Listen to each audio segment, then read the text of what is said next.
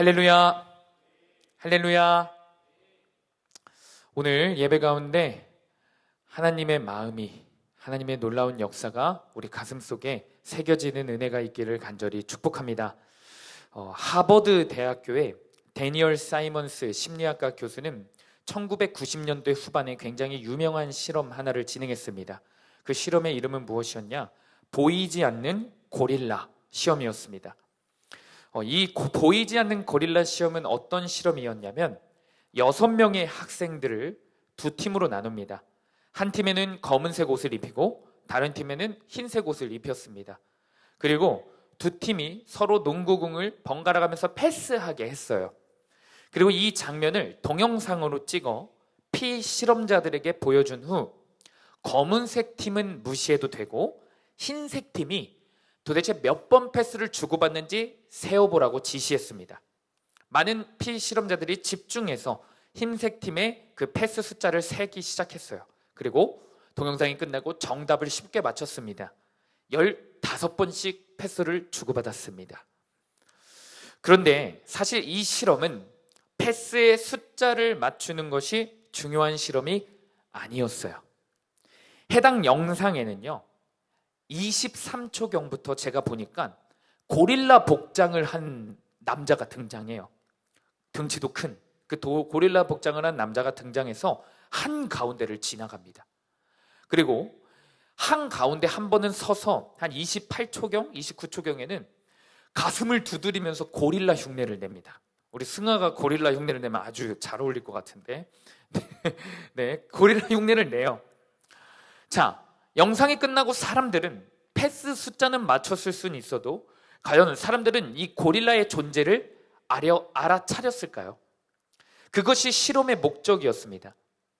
그런데 대부분의 피실험자들은 고릴라가 대놓고 한가운데로 지나갔음에도 불구하고 고릴라를 알아차리지 못했습니다. 이 실험을 통해 우리가 알 수 있는 사실이 있습니다. 사람은요 보고 싶은 것만 본다라는 거예요. 있는 그대로 못 볼 때가 많이 있어요. 보고 싶은 것만 봅니다.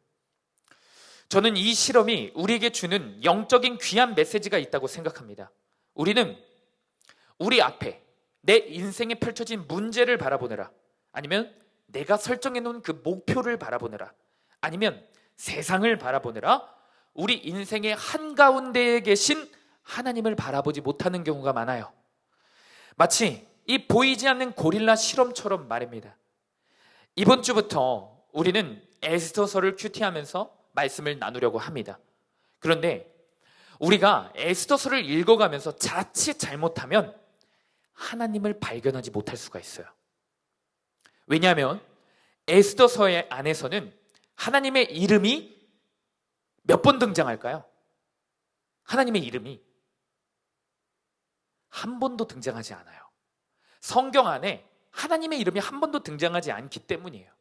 그리고 하나님은 구약 성경에 많은 그런 기적들을 베푸셨는데 홍해를 가르시거나 하늘에서 엘리야가 기도할 때 불이 내리거나 천사를 보내어 아브라함이나 이삭이나 야곱에게 말씀해 주시는 그런 특별한 기적이 나타나지 않습니다.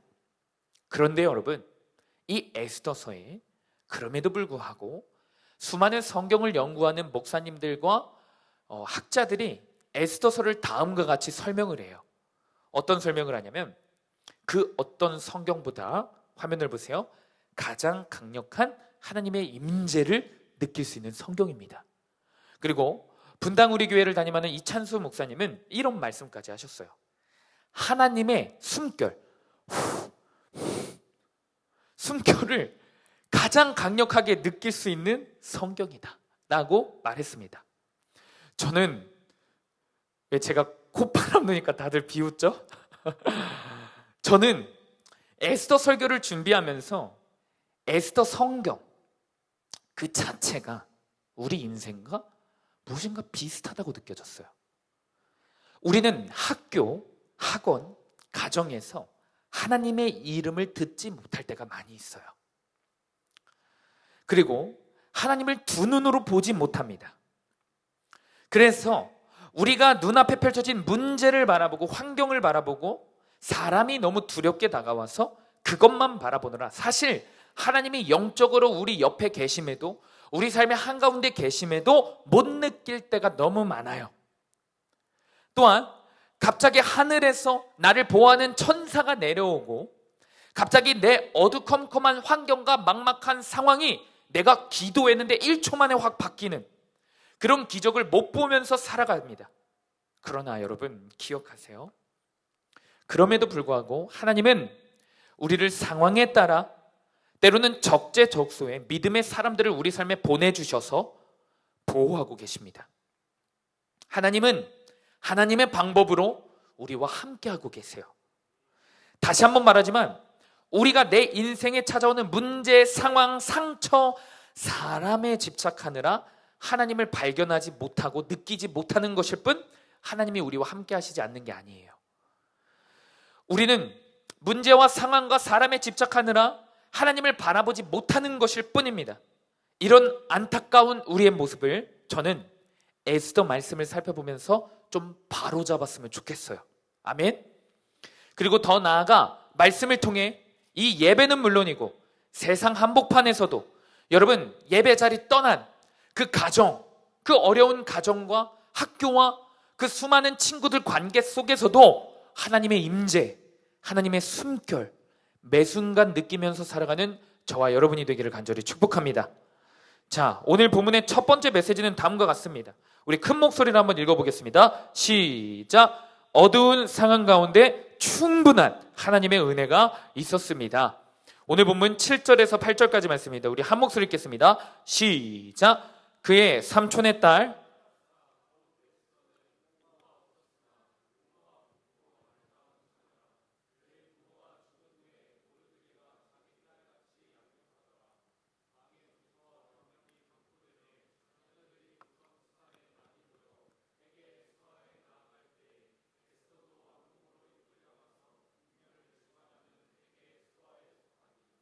아멘. 역사학자 중에 찰스 비어드라는 세계적인 학자가 있어요. 이분의 명성을 듣고 한 기자가 찾아와서 물었습니다. 박사님, 역사의 연구를 엄청나게 오랫동안 하셨는데 인간의 역사의 흐름에 나타나는 가장 큰 특징들은 뭔가요? 라고 물어봤습니다. 그랬더니 이 비어드 박사가 역사의 4대 진리를 이야기했어요. 그 중에 제가 4가지를 다 살펴볼 수는 없고 2가지만 짧게 나누도록 할 텐데, 첫 번째는 무엇이었냐? 역사적으로 볼 때 한 나라를 무너뜨리는 것은, 한 나라가 망하는 이유는 전쟁이나 전염병 때문이 아니라 결국에 교만 때문이었다라는 특징을 이야기했습니다.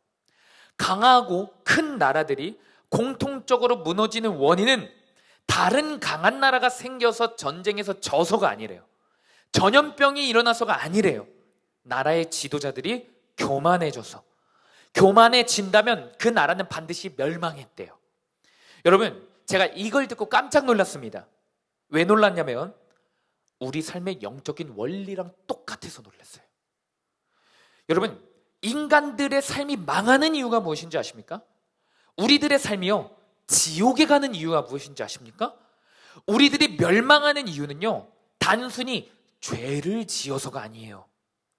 잘 들어야 돼요. 그래서 죄를 지어도 된다가 아니에요. 인간이 지옥에 가고 한 인간의 삶이 멸망하고 망하는 이유는요, 죄를 회개하지 않기 때문입니다. 교만하여져서 어느 순간 내 삶에 짓는 죄악들이 죄악처럼 여겨지지가 않아요. 죄에 너무 익숙해져서 회개하지 않습니다. 그런 그 사람은 아무리 과거에 예수님을 뜨겁게 만난 경험이 있다 해도요, 반드시 멸망하게 되어 있어요. 교만하여서 회개하지 않는 자가요. 죄를 회개하지 않는 교만 때문에 반드시 지옥 갑니다. 그 교회가, 여러분들이 속한 교회가 아무리 뜨겁게 예수님을 사랑하고 예수님께 쓰임받는 교회일다 할지라도, 수련회마다 족족 하나님의 은혜가 나타나고 성령의 뜨거운 역사가 나타나는 교회라 할지라도, 수련회 가운데 말씀과 기도가 뜨겁다 할지라도, 예배 가운데 말씀과 기도가 뜨거운 그 교회를 다닌다 할지라도 교만하여서 회개하지 않으면 여러분 반드시 무너집니다. 기억하셔야 돼요. 그리고 두 번째는 인간 역사의 특징 두 번째는 어두우면 어두울수록 별이 밝게 빛난다라는 거였어요. 어두운 나라 가운데 밝은 별이 보였다라는 겁니다. 인간의 역사 가운데 어둡고 어려운 순간들이 사실은 나라마다 다 찾아왔어요. 그런데 이 어두운 시기에 별이 더 밝게 빛났대요. 그리고 이 역사학자는 그 별은 하나님을 바라볼 때 찾을 수 있었음을 강조했습니다. 세계적으로 유명한 역사학자가 이런 말을 했습니다. 한 나라에 도저히 인간이 해결할 수 없는 전염병이 돌거나 전쟁이 나거나 지도자가 교만하여 위기를 맞이할 때 그 나라가 어두움 가운데 있을 때 하나님을 바라보았다면 반드시 빛을 봤다라는 거예요. 근데 제가 왜 이 비어드 박사 이야기를 처음부터 꺼내냐? 사실 여러분, 우리가 읽은 이 에스더 본문의 상황이요, 굉장히 어둡습니다. 앞이 캄캄합니다. 우선 먼저 에스더는 이스라엘 사람이에요. 에스더라는 여자는. 그런데 이스라엘은 어떤 상황이냐면 지금 이미 나라가 망한 상황입니다. 어린아이부터 노인까지, 평민부터 왕족에 이르기까지 다 어떤 나라로 포로로 끌려가냐면 바벨론이라는 나라로 포로로 끌려갑니다. 그리고 긴 시간이 흘렀어요. 바벨론이라는 나라가 영원했을까요? 아니었어요. 페르시아라는 다른 나라가 일어나서 바벨론을 망가뜨립니다. 그런데 이 페르시아의 한 왕이 한 가지 새로운 정책을 펼치기 시작해요. 바벨론의 포로로 끌려온 나라들을 자신의 나라로 돌려보내는 정책이었습니다. 그런데 문제가 있었어요. 이스라엘 사람들 전부가 돌아갔을까요? 이스라엘 사람들 포로로 끌려온 모두가 자기 나라로 다시 돌아갔을까요? 아니었어요. 일부만 보내고 여전히 자신들의 나라에 포로처럼 잡아두고 있는 유대인들이 있었습니다. 여러분, 여기서 질문이에요. 에스더는 이스라엘 땅으로 돌아간 사람이었을까요? 아니면 여전히 페르시아에 붙잡혀 있어 언제 죽을지 모른 채 살아가는 사람이었을까요? 맞춰보세요.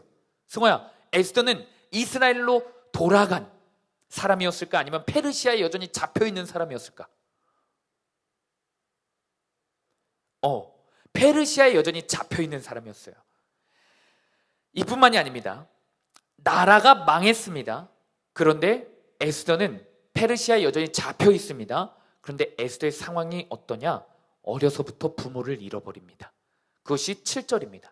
그의 삼촌 하닷사, 곧 에스더는 부모가 없었으나, 에스더는요, 냉정히 보잖아요, 가진 게 없는 것 같아요. 다 없었던 것 같아요. 나라도 없죠, 부모도 없죠, 돈도 없죠. 그러니 어두운 인생이에요. 그렇죠? 이런 에스더의 인생 가운데 하나님이 좀 역사를 일으키시고 하나님이 좀 변화를 허락하시면 좋겠는데, 안타깝게도 오늘 본문에 참 절망적인 사건이 하나가 더 찾아와요. 아직 한 발이 남아있는 거예요. 어떤 사건이냐면 페르시아의 왕비의 자리가 공석이었습니다. 그래서 페르시아에 어떤 일이 생기냐? 왕비를 뽑는 콘테스트가 열렸어요. 그런데 에스더가 이 콘테스트에 강제로 끌려갑니다. 강제로. 오늘 본문의 역사적 배경입니다. 당시 페르시아 왕은 아하수에로 왕이었습니다. 어떤 왕? 아하수에로 왕이었어요. 여러분도 이 왕 되게 모르는 왕 같죠? 그런데 여러분, 이 왕 굉장히 잘 알고 있는 왕이에요. 스파르타 300용사 아시죠, 여러분? 스파르타 300용사. 그 스파르타 300용사에게 패배했던 크세르크세스가 이 왕이다. 이 아하수레 왕이라는 그 견해가 굉장히 지배적입니다. 그런데 이 아하수에로 왕이 약 몇 년 전에 자신의 욕심으로 자신의 본처였던 왕비를 폐위시켜요. 왕비를 버립니다. 그 내용이 에스더 1장에 기록되어 있어요. 우리 오늘 큐티한 내용이죠. 1장에 기록되어 있습니다. 그리고 오늘 본문 2장에 새로운 왕비를 뽑겠다고 나서는 거예요. 페르시아 전역에 가장 이쁘고 가장 현명하고 가장 능력 있는 왕비 뽑기 컨테스트를 진행한 거예요. 그래서 수많은 관리들이 자기가 알고 있는 이쁜 여자들을 다 불러 모으기 시작했어요. 분명 그 중에는 유력한 가문의 딸들도 왔을 거예요. 왕비가 되고 싶은 욕심을 갖고 지원한 사람도 분명히 있을 겁니다. 그러나 울며 겨자 먹기로 억지로 끌려온 불쌍한 사람들도 분명히 있었을 거예요. 역사의 기록을 보면 총 몇백 명의 후보가 뽑혔냐면 400명이 뽑힙니다. 400명. 그런데 그 중에 끌려온 한 사람이 있어요. 바로 오늘 본문의 전쟁 고야였던 누구? 에스더. 에스더가 끌려와요. 오늘 본문 8절입니다. 우리 오늘 본문 8절 말씀을 다시 한번 읽어보겠습니다. 화면입니다. 시작. 왕의 조서와 명령이 반포되매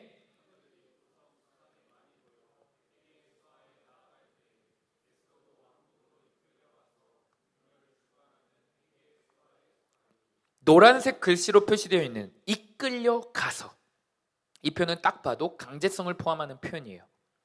불운해도 사실 이런 불운한 인생이 없는 것 같아요. 어두워도 이렇게 캄캄한 어두운 인생은 없는 것 같아요. 여러분, 더 어처구니가 없는 사실은 400명이 왕비 콘테스트에 뽑히잖아요. 400명 중에 왕비가 되는 사람은 몇 명이죠? 한 명. 자, 그러면 탈락하는 사람이 몇 명이죠? 400 빼기 1은? 승훈아? 399. 정답입니다. 박수 쳐주세요. 정답입니다. 아, 네. 자, 탈락하는 사람이 399명인데 399명은 탈락하면 집으로 돌아갔을까요? 가족 품으로, 내가 살던 곳으로 돌아갔을까요? 아니에요.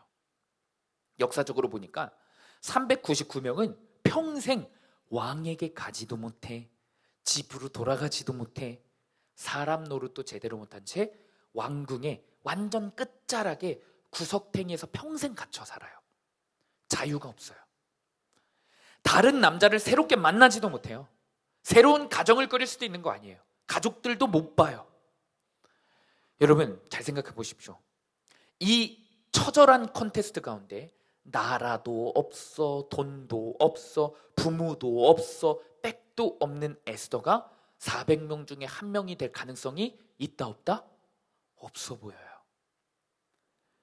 그러나 사랑하는 여러분, 에스더가 아무것도 없어 보이지만, 부모도 없고 나라도 없고 힘도 없고 돈도 없어 보이지만, 에스더에게 분명하고 선명하게 있는 게 하나가 있었어요.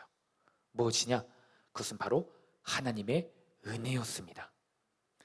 에스더는 부모를 일찍 잃었지만 하나님의 은혜로, 어쩌면 부모보다 더 큰 사랑으로 에스더를 보살펴준 사촌 모르드게를 선물로 주십니다. 오늘 보면 7절 말씀, 우리 한 목소리로 한번 읽어볼까요? 고개를 들고 한 목소리 읽어보겠습니다. 시작. 그의 삼촌의 딸 하다사 곧 에스더는 부모가 없었으나 용모가 곱고 아리따운 처녀라. 그의 부모가 죽은 후에 모르드게가 자기 딸같이 양육하더라. 아멘. 여러분, 모르드게가 누굴까요? 모르드게는 똑같이 에스더처럼 전쟁에 끌려온 포로입니다. 포로예요. 포로지에서는요, 자기 몸 하나 가꾸는 것도 힘들어요. 심지어 에스더가 자기 딸도 아니고요, 심지어 삼촌도 아니었어요. 사촌이에요. 사촌. 그러므로 모르드게는 에스더를 사실 외면할 수 있었습니다. 그러나 모르드게는 그렇게 하지 않아요. 일찍 부모를 여의고 고아가 된 에스더를 데려다 그냥 불쌍해서 키운 게 아니에요. 뭐처럼 키웠다고요? 자기 딸같이. 이것은 단순히 정으로 할 수 있는 일이 아닙니다. 하나님을 경외하는 신앙이었기 때문에 모르드게는 하나님을 정말 사랑하는 사람이었거든요. 그래서 하나님의 사랑으로 키운 거예요. 아멘. 그렇습니다. 하나님은요, 에스더에게 하나님의 사랑을 허락하셨어요. 그것도 부모님의 사랑과 동일한 진짜 사랑을 허락하셨습니다. 그리고 에스더가 왕궁에 강제로 끌려간 그 상황 가운데서도 하나님은 에스더를 오늘 본문 가운데 사실 혼자 외롭게 내버려 둔 게 아니셨어요. 영적 부모인 모르드게를 통해 하나님의 사랑과 하나님의 은혜가 에스더에게 여전히 향하고 있다는 것을 오늘 본문에서 또다시 확인할 수 있어요. 오늘 본문 11절 말씀입니다. 우리 쉬운 성경으로 한 목소리 읽어보겠습니다. 시작. 모르드게는 에스더가 잘 있는지, 그리고 에스더에게 무슨 일이 일어났는지 알아보려고 날마다 후궁 근처에서 서성거렸습니다. 아멘. 이 표현이 어떤 표현이냐면 지속적으로 반복적으로 날마다 에스더에게 무슨 일이 생겼는지 살피고 또 살폈다라는 거예요. 누가요? 모르드게가요. 사랑하는 여러분, 하나님이 우리 인생 가운데 어떻게 역사하시는지 아십니까? 초자연적으로 기적처럼 역사하시는 경우도 분명히 있습니다. 그런데 여러분 기억하십시오. 대부분 사람을 통해서 일하십니다. 아멘. 특히 어렵고 힘든 환경 가운데요, 사실 사람은 믿음의 대상은 아닙니다. 그러나 그 믿음의 대상이 아닌 사람을 통해서 일하세요. 아멘. 그래서 우리가 사람을 의지하는 게 아니라 하나님을 바라볼 수 있는 겁니다. 믿음의 사람을 우리 가운데 보내주셔서 위로하시고 격려하시고 분명히 도움을 주십니다. 하나님은 외롭고 캄캄한 에스더의 인생에 믿음의 사람 모르드게를 보내주신 것처럼 분명히 우리에게도 하나님의 은혜를 확인시켜주는 믿음의 사람들을 보내주실 것입니다. 아멘. 하나님은 또한 모르드게를 통해서만 에스더에게 은혜와 사랑을 베푸신 게 아니에요. 때에 맞춰서 여러분 그거 아십니까? 페르시아 사람들을 통해서도 사랑을 확인시켜 주세요. 오늘 본문에 해게, 발음하기도 어려워요.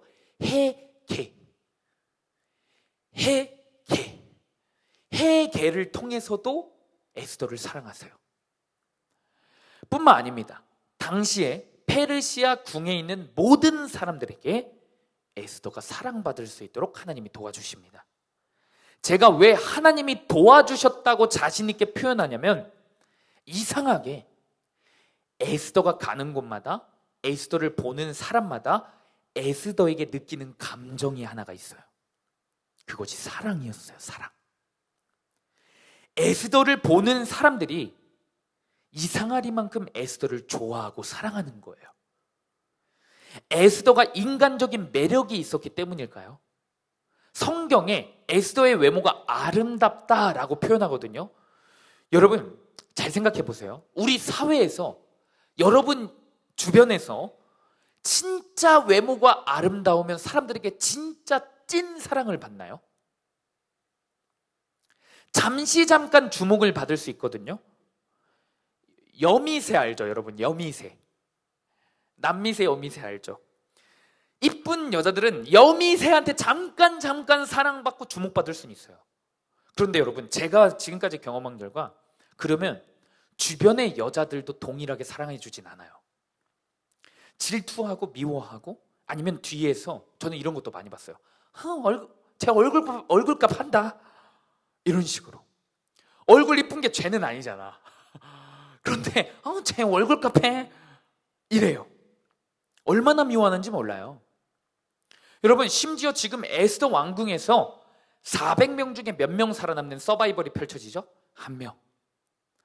그 중에서 수많은 유력 가문들, 신하들이요, 그 신하들도 사실 분명히 그 후보들을, 밀어주는 후보들을 정했을 거예요. 그래서 그 후보자들에게 줄을 섰을 거예요. 서로의 뒤를 봐주고 경쟁하는 정치 싸움이 분명히 펼쳐지고 있는 현장이란 말입니다. 그런데 이 전쟁판에서 희한하게 에스더만 보면 사람들이 눈에서 하트가 나오는 거예요. 하트가. 그 이유가 뭘까? 에스더가 진짜 이뻐서였을까? 착한 짓을 해서였을까? 아니에요. 성경에 기록되어 있습니다. 사람들이 에스더를 보고 느낀 이 사랑이요, 얼굴이 이뻐서, 아니면 이쁜 행동을 해서 착한 행동이나 사람들이 보기 좋은, 사람들의 비위를 좀 잘 맞춰서 얻는 사랑이 아니었어요. 성경에 기록된 에스더를 바라보는 사랑은 어떤 사랑이었냐? 헤세드라는 사랑이에요. 헤세드. 여러분, 구약 성경에 잘 기억하세요. 헤세드라는 단어는요, 하나님의 은혜를 상징하는 단어입니다. 다른 은혜, 다른 사랑, 사람이 줄 수 있는 사랑을 상징하지 않아요. 하나님의 은혜. 그리고 인애라고 하거든요. 인애. 변하지 않는 사랑을 의미해요. 뭐가요? 헤세드가요. 오늘 본문에 아하수에로 왕의 신하였던, 발음하기 어려운 헤게가 에스더를 보고 느꼈던 감정이 헤세드래요. 그것이 9절에 기록됩니다. 9절. 뿐만 아니라 15절에 보니까요, 에스더를 보는 왕궁의 모든 사람들이 에스더를 사랑했대요. 그 사랑도 인간의 사랑이 아니라 하나님의 은혜를 나타내는 헤세드가 사용됩니다. 그리고 결정적으로 오늘 본문 17절, 우리 17절 빨리 찾는 사람이 한번 읽어볼까요? 17절 빨리 찾는 사람이 한번 읽어보세요. 17절 오늘 본문 17절 에스더 2장 17절.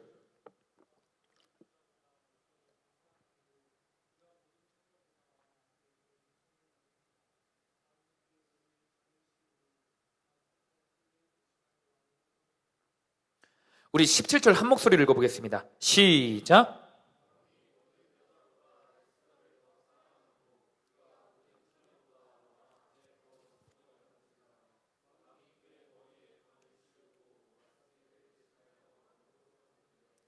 누가 왕후가 됐어요? 에스더. 에스더가 400대 1을 경쟁률을 뚫고 아하수에로 왕의 눈에 탁 듭니다. 아하수에로 눈에 하트가 뿅뿅뿅 나오기 시작했어요. 에스더를 보고. 아하수에로 왕이 모든 그 어떤 여자들보다 에스더를 더 사랑했대요. 그런데 이 구절에 쓰인 아하수에로가 에스더를 보고 느낀 그 사랑이란 단어도 헤세드예요. 놀랍지 않습니까? 오늘 보면 17절을 다시 한번 읽어보겠습니다. 이게 세번역 성경이거든요. 우리 한 목소리로 한번 읽어보겠습니다. 시작. 왕은 에스더를 다른 궁녀들보다도 더 사랑하였다. 에스더는 모든 처녀들을 제치고 왕의 귀여움과 사랑을 독차지하였다. 드디어 왕은 에스더의 머리에 관을 씌우고 와스디를 대신하여 왕으로 삼았다. 아멘. 사랑하는 여러분, 하나님의 말씀은 분명히 말하고 있는 거예요. 에스더에게 부모가 없을 수 있고, 나라가 없을 수 있고, 돈도 없을 수 있고, 든든한 백이 없을 수 있다. 남들이 부러워할 만한 것은 단 하나도 없을 수 있다. 그러나 에스더에게는 분명한 하나님의 은혜가 있었다. 그리고 이 은혜는 에스더의 인생을 단 한 번에 역전시키고도 남을 특별한 능력이다. 여러분, 제가 한 목사님의 강의를 듣고 깜짝 놀란 적이 있어요. 이 에스더 관련한 강의를 들었거든요. 이 에스더가 왕후가 된 사건이요, 이 에스더 기록된 이 17절의 사건이요, 에스더가 진짜 이뻐서 될 확률이 아니더라고요. 될 수 있는 영역이 아니더라고요. 우리나라에서 제일 이쁜 사람이 누굽니까? 승훈아, 우리나라에서 제일 이쁜 사람이 누구야? 김태희? 승호야, 우리나라에서 제일 이쁜 사람이 누굽니까? 양혜선 집사님? 최고 따봉을 남겼어요. 여러분, 우리나라에서 제일 이쁜 김태희가 와도 절대 불가능한 영역이었어요. 왜냐하면 이게 역사적 팩트를 기반으로 한 강의를 들은 적이 있는데, 이 페르시아라는 나라는요, 주요 가문들 있잖아요. 주요 왕조들이 맨날 왕권을 엎치락 뒤치락 하면서 반란이 진짜 많이 일어나는 나라였대요. 한 번은 한 왕이 7개월을 통치하거든요. 7개월. 근데 7개월 동안 무려 몇 번의 반란이 일어난 나라냐면 19번. 19번의 반란이 일어났대요. 그런 소용돌이 같은 나라입니다. 그래서 이 나라 왕족들에게 가장 중요하게 여기는 건 무엇일까요? 혈통. 혈통입니다.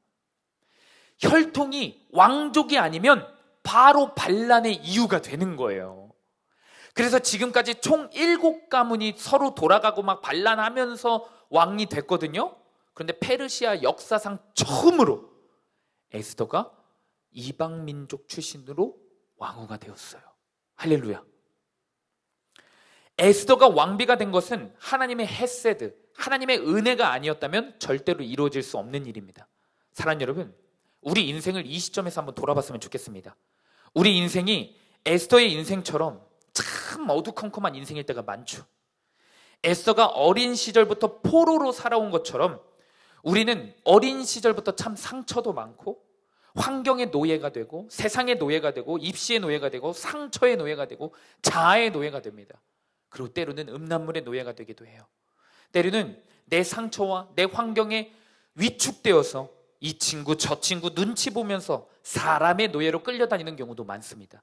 그리고 우리 인생에 없는 것들은 왜 이렇게 많은지, 다른 사람들은 나보다 더 많이 가진 것 같아 보입니다. 내 인생만 아무것도 없는 것 같아요. 있는 거라고는 자존심 하나. 있는 것 같아요. 있는 것 같아요. 자존심 하나. 돈도 없고요. 가정 환경도 열악하고요. 심지어 내 머리도 똑똑하지 않은 것 같고요. 이쁘지도 않고요. 멋있지도 않고요. 인간관계를 잘 맺어갈 능력도 없는 것 같아요. 예수님을 만났다고 하는데 사실은 믿음도 없는 것 같아요. 그래서 우리가 선택하는 게 뭐냐?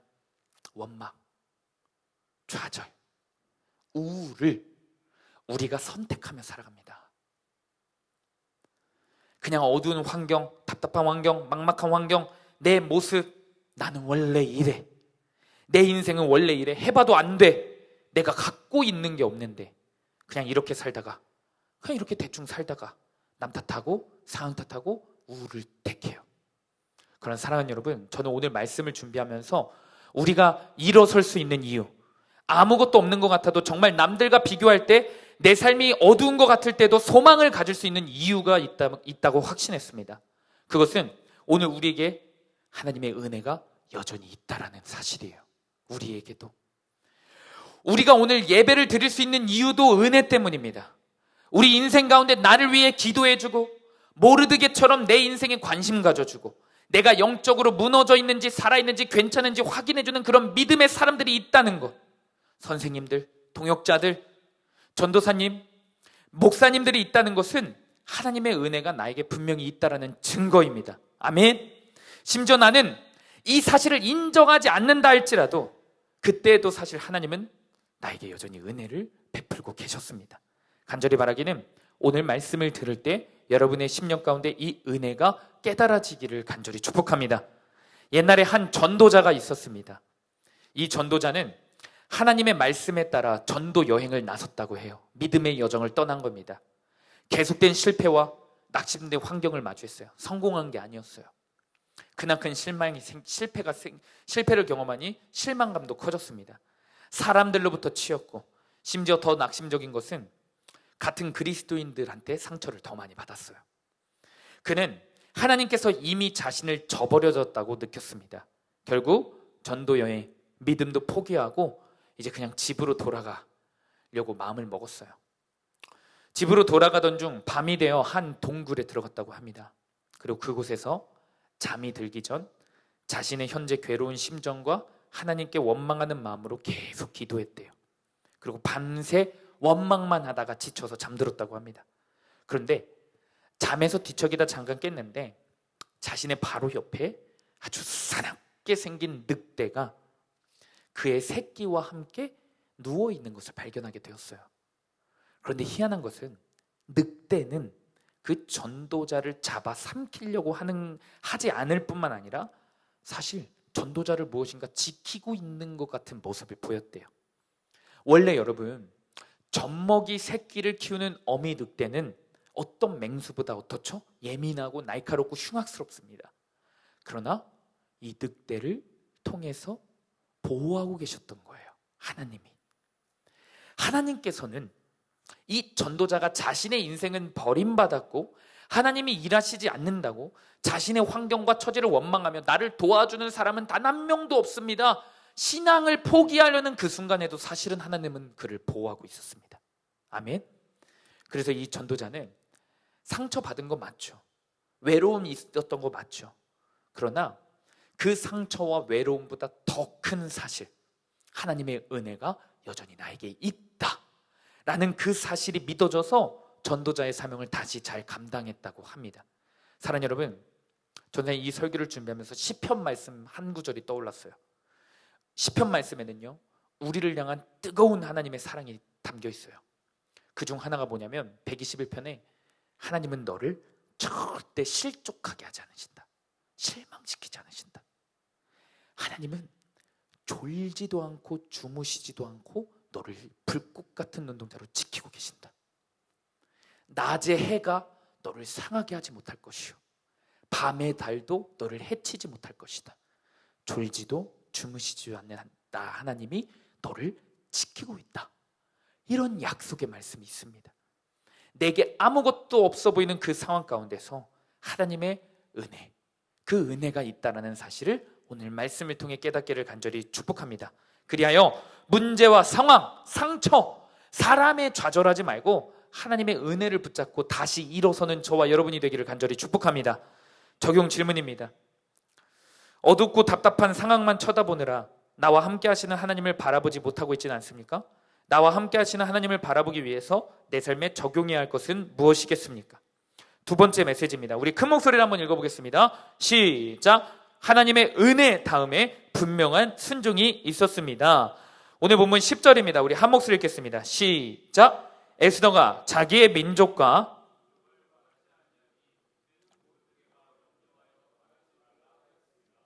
우리는 지금까지 하나님이 에스더를 계속 보호하고 계셨고 지키고 계셨음을, 그리하여 도저히 불가능해 보였던 왕비의 자리에 오르는 기적을 살펴본 거예요. 그런데 사랑하는 여러분, 전도사님이 오늘 말씀을 마무리하고 묵상하면서 계속 생각이 드는 게 이거였어요. 에스더는 이렇게 막막한 환경 가운데서 가만히 있었을까? 이 어두운 환경 가운데서 도대체 무엇을 하고 있었을까, 에스더는? 혹시나 하나님을 원망하고 있지는 않았을까? 아니면 세상 가운데서 조금이라도 내 환경을 역전시켜보고자 세상에서 열심히 살진 않았을까? 사람들한테 인정받고자 최선을 다하진 않았을까? 이런 생각들을 해보게 되었습니다. 그런데 말씀을 보면서 느낀 것은 에스더는 하나님이 함께 하시고 보호해 주시는 그 놀라운 은혜 앞에 가만히 있는 게 아니라 반응하는 삶을 살았다는 것을 깨달았어요. 뭐 하는 삶? 반응. 은혜에 반응하는 삶을 살았습니다. 자, 그렇다면 은혜에 반응하는 것은 무엇일까요? 에스더는 은혜에 어떻게 반응하면 사는 것일까? 그것이 오늘 본문의 결론입니다. 여러분, 에스더는 작지만 분명한 순종으로 반응했습니다. 아멘. 은혜를 받고 하나님의 사랑을 받고 감동을 느끼고 끝난 게 아니라 은혜를 받은 뒤 작지만 분명한 순종으로 반응했다라는 사실입니다. 오늘 본문 10절 우리 다시 한번 읽어볼까요? 함께 읽겠습니다. 시작! 에스더가 자기의 민족과 종족을 말하지 아니하니 이는 모르드게가 명령하여 말하지 말라 하였습니다. 저는 에스더가 하나님의 은혜를 받고 은혜를 받은 것으로 끝나는 것이 아니라 에스더는 하나님에게 귀하게 쓰임받거든요. 왕후가 돼서도 자기만 잘 먹고 잘 산 게 아니라 쓰임받습니다. 그런데 어떻게 이렇게 하나님께 쓰임받는 인생이 되냐? 바로 순종이라는 것. 순종 때문에 쓰임받는 것을 깨달았습니다. 사랑하는 여러분, 아무리 생각해봐도요, 우리 수원교회 중고 청년부들 중에 하나님의 은혜를 경험하지 않은 학생들은 거의 없어요. 대부분 하나님의 은혜를 경험했습니다. 아멘. 그런데 은혜를 경험한 여러분들 중에 은혜를 받은 것으로 끝나는 게 아니라 하나님께 귀하게 쓰임받는 사람들도 있어요. 이 자리에 보면요, 하나님이 사용하시는 특별한 인생을 살아가는 자들이 분명히 보여요. 가정 가운데서 쓰임받고 있어요. 학교에서 쓰임받고 있어요. 교회에서도 쓰임받고 있습니다. 학생 때부터 쓰임받는 특별한 사람들이 있어요. 그리고 이들은 하나님이 주시는 특별하고 더 진한 은혜를 경험하며 살아요. 쓰임받기 때문에. 그래서 다 같은 은혜를 받은 것 같으나 다른 삶을 살아갑니다. 다른 친구들과 구별된 삶. 표정도 다르고요, 기도도 다르고요, 삶이 달라요. 같은 은혜를 받아서도 표정이 다른 삶이 이 가운데 있습니다. 그런데 여러분도 알 거예요. 저 사람은 나보다 은혜를 더 받는 것 같고 저 사람들은 하나님께 나보다 더 쓰임받는 것 같다. 이런 생각들 있잖아요. 여러분, 그거 능력 차이 때문이 아니에요. 순종의 차이 때문이에요. 순종의 차이. 누구는 은혜를 받고 삶이 바뀌고 변화가 있고 하나님께 쓰임받는데, 누구는 은혜를 받고도 여전히 삶이 똑같아요. 변화도 없어요. 이전처럼 돌아갔습니다. 쓰임받지도 못해요. 여러분, 이것은 하나님이 차별하는 게 아니라 순종을 하느냐 안 하느냐, 그 차이에서 오는 거예요. 에스더는 하나님의 은혜를 입었습니다. 전쟁고아로 죽을 뻔했어요. 하나님의 은혜로 모르드게라는 귀한 영적 아버지를 만나게 되죠. 영적 아버지인 모르드게가 하나님의 은혜를 상징해요. 그리고 나서 에스더는 일평생 모르드게 말에 순종하는 삶을 삽니다. 이것은 모르드게 말을 잘 들었다. 이 본문의 10절은 모르드게 말을 잘 들었다 이런 말이 아니에요. 에스더는 하나님의 은혜에 감사하며 모르드게의 말을 하나님의 말씀으로 여기면서 순종한 겁니다. 아멘. 저는 에스더가 모르드게를 통해 하나님의 은혜를 받았다고 묵상이 되어집니다. 모르드게의 말에 잘 순종하는 모습을 통해 또 은혜를 더 받았다고 생각해요. 그렇다면 이 모습을 통해 하나님이 오늘 우리 학생들과 청년들에게 원하시는 모습은 무엇일까? 진짜 하나님의 은혜를 깨닫고 경험한 사람들의 비포와 애프터는 무엇일까? 고민하게 되었어요. 그런데 복잡하게 생각할 필요가 없더라고요. 단순한 메시지더라고요. 하나님이 여러분의 인생 가운데 각자마다 허락하신 모르드게가 있습니다. 아멘. 하나님의 마음을 전해주고요, 하나님의 사랑을 전해주고 하나님의 은혜를 알게 해준, 외롭고 상처 많고 어두운 인생 가운데 하나님의 사랑을 전해준 모르드게가 있어요. 믿음의 사람들이 있죠. 그 모르드게와 같은 믿음의 사람의 말에 잘 순종하는 거예요. 아멘. 그것이 하나님이 우리에게 원하시는 모습입니다. 그것이 하나님께 귀하게 쓰임받는 인생이 되는 첫 훈련이에요. 그것만 있어서는 안 되죠. 그러나 여러분, 그것이 기본이자 첫 훈련입니다. 청소년 시기는 신앙의 기초를 다져야 할 시기입니다. 청년도 마찬가지고요. 여러분, 그런데 이 기본기가 잘 훈련되어 있어야 여러분이 어른이 돼서 나중에 집사, 권사, 장로가 돼서 그때 하나님께 진짜 쓰임받는 인생이 될 수 있어요. 그런데 청소년 시기, 청년 시기에 가장 먼저 훈련받아야 하는 것은 바로 믿음의 사람들에게, 영적 리더에게, 영적 지도자의 말에 순종하는 훈련입니다. 아멘. 여러분의 인생의 모르드게가 사실 누구입니까? 하나님을 모르는 여러분에게, 교회만 다녔던 여러분들에게, 매번 음란과 탐욕과 세상의 노예가 되어 살아가는 여러분에게 예수 그리스도를 전해주고 하나님의 은혜를 전해준 모르드게가 누구입니까? 생각해 보세요. 때로는 어려운 환경 가운데, 좌절 가운데 있을 때 매일매일 찾아와 여러분의 상태를 살피고 무슨 일이 있었는지 안부를 묻는 믿음의 사람 모르드게는 누굽니까? 여러분 옆에 있는 선생님들 아닙니까? 여러분 앞에 있는 전도사님과 우리 목사님들 아니에요? 만약 우리 아이들이 내 인생의 모르드게가 제가 아니라고 하고 선생님이 아니라고 한다면 제가 미안해요.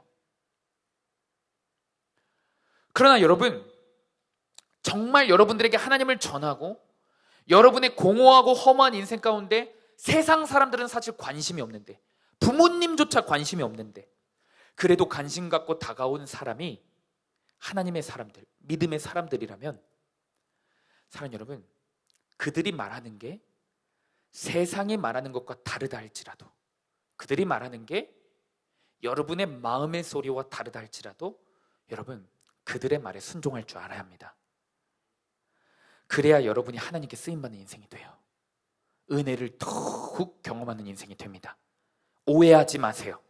제가 감히 하나님 말씀 이용해서 야 말 안 듣는 서민찬, 너 내 말 좀 들어, 하나님 말씀이 이래, 이렇게 협박하는 거 아니에요.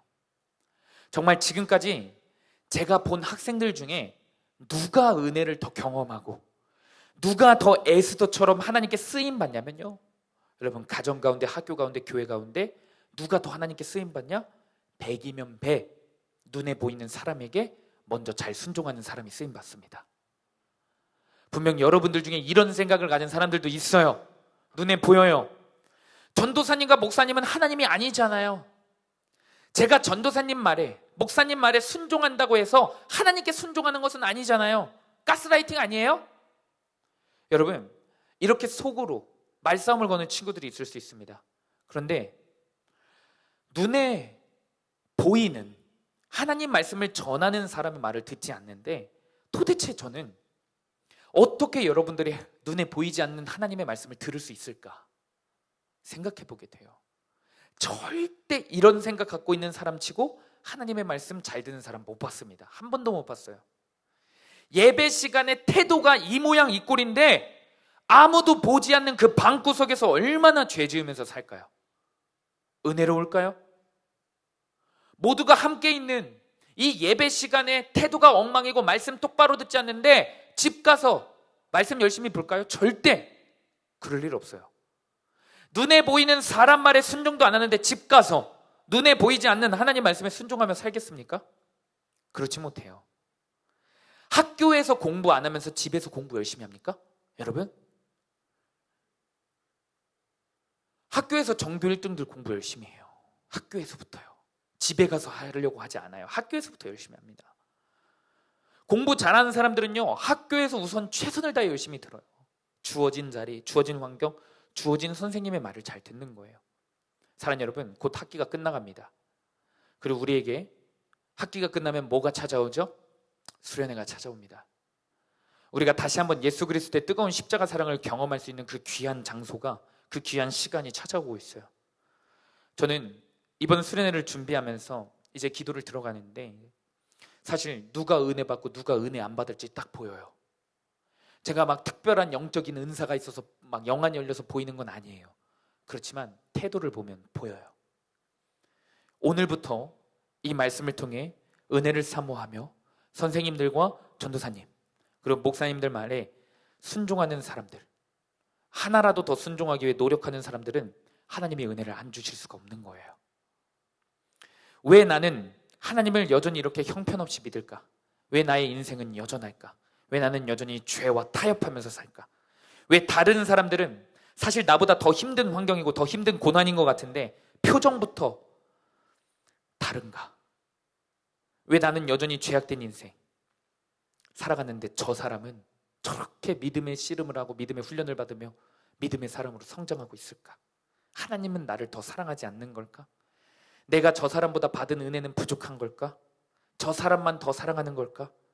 여러분, 다시 한번 말하지만 가정 차이, 환경의 차이, 능력의 차이 아닙니다. 교회 일하면서도요, 능력 때문에 이 사람이 더 쓰임받는 거 아니에요. 순종하는 사람이 더 쓰임받는 겁니다. 능력의 차이가 아니라 순종의 차이입니다. 환경의 차이가 아니라 순종의 차이입니다. 아멘. 반드시 기억합니다. 순종은 은혜의 차이를 만들어내고 변화의 차이를 만들어냅니다. 순종하면 순종할수록 더 은혜가 다가올 줄 믿습니다. 혹시 이런 친구들도 있을지 모르겠습니다. 영적인 뜨거움이 원래는 있었는데 이제는 온데간데 없는 친구들, 예전 같지 않다, 첫사랑을 잃어버렸다 하는 친구들이 이 자리에 있을 수 있어요. 큐티도 기도도 무엇인가 예전에는 성령의 뜨거운 불이 있었는데, 과거에는 분명히 그 불이 있었는데 지금은 무엇인가 냉랭하게 식은 친구들이 있을 수 있어요. 여러분, 돌아보셔야 돼요. 어느 순간인지는 모르지만, 어느 사건인지는 모르지만 내 삶에 아주 작은 불순종이 있었어요. 눈에 보이는 영적 지도자들의 말에 불순종하여 매일 큐티하는 것을 가볍게 여기는 순간들이 분명히 있었을 거예요. 작은 순종하는 것을 스스로 무시하는 게 있었을 거예요. 여러분, 받은 은혜를 간직하는 것도 순종이 지속될 때 가능한 거예요. 잃어버린 은혜를 다시 회복하는 것도 순종이 회복될 때 가능합니다. 아멘. 사랑하는 여러분, 이미 말씀을 마칠 겁니다. 이미 우리는 하나님의 은혜를 받고 있습니다. 받아왔고 받았고 또 받을 거예요. 아멘. 이 은혜를 누가 더 크게 누리고 이 은혜를 넘어 하나님께 특별하게 누가 더 쓰임받냐? 인생이 완전히 변화되는 삶을 살아가냐? 여러분, 기억하시기 바랍니다. 은혜를 받기만 한다면 사실 딱 거기까지예요. 그러나 순종까지 나아가는 사람은 반드시 이런 변화들이 여러분들의 삶의 실제가 될 겁니다. 제가 정말 구체적인 적용점 하나만 드릴게요. 그리고 말씀을 마칠게요. 이번 주 여러분 모두에게 정말 간절한 마음으로 제시합니다. 수련회 전까지 매일 큐티하십시오. 하루도 빠짐없이 수련회 전까지 매일 큐티해보세요. 하나님을 못 만난 것 같은 사람들, 은혜가 식은 것 같은 사람들, 여러분 큐티를 매일 한번 해보세요. 그리고 하는 걸로 끝나는 게 아니라 순종하여, 이 앞에 있는 전도사 말에 순종하여 매일 인증하십시오. 아멘. 인증해보세요. 이 말씀을 은혜로 기억하여 수련회 전날까지 전도사님, 제가 이날에 이 중고등부 예배 가운데 전도사님이 한번 작은 순종 해보라고 그래서 정말 매일 큐티 사실은 안 했거든요. 근데 정말 매일 큐티 해보려는 그 마음이 있어서 순종해봤어요. 그런데 진짜 은혜 받네요. 더 큰 은혜를 경험하네요. 내 삶이 변화되네요. 이런 믿음의 고백들이 분명히 있을 겁니다. 그러나 이 말을 또 가볍게 여기고 무시하는 자들에게는 사실 여러분 미안한 얘기지만 딱 거기까지일 거예요. 간절히 바라기는 작은 말에, 이 앞에 보이는 작은 자의 말에 순종하는 저와 여러분이 되기를 간절히 축복합니다. 적용 질문입니다. 눈에 보이는 믿음의 사람과 공동체에 불순종하면서 보이지 않는 하나님을 믿는다고 착각하고 있지는 않습니까? 내 삶에 하나님의 역사가 나타나지 않는 이유가 순종하지 않아서임을 알고 있습니까? 우리 이 시간 기도하며 나아가겠습니다.